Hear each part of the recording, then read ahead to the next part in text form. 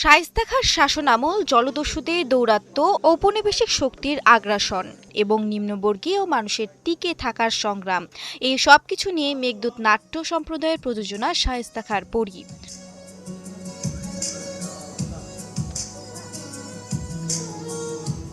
ইতিহাস আমাদের বলে দেয় কি ঘটেছে, কিন্তু সাহিত্য অনুসন্ধান করে কি ঘটতে পারত। প্রযোজনাটি সেই অনুলিখিত ইতিহাসের শিল্পসত্তার অনুসন্ধানের চেষ্টা করা হয়েছে। নাটকটি নির্দেশনা দিয়েছে তরুণ নির্দেশক শুভাশিস দত্ত তন্ময়। আধুনিক মঞ্চ ভাষা, ভিজুয়াল সিম্বলিজম এবং সমকালীন নাট্যচিন্তার সমন্বয়ে তিনি নির্মাণ করেছেন সময় ও কল্পনার এক অভিনব মেলবন্ধন। এই সময় আমরা নাটকটিতে আসলে যা বোঝাতে চেয়েছি যে আমাদের একজন শায়েস্তা খাঁ প্রয়োজন, যিনি আসবেন আমাদেরকে উদ্ধার করবেন।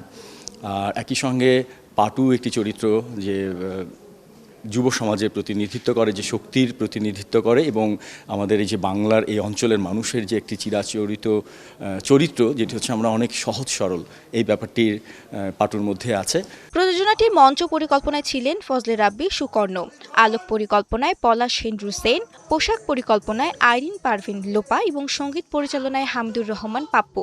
সম্মিলিত এই নান্দনিক প্রয়াস নাটকটিকে করেছে আরও প্রাণবন্ত।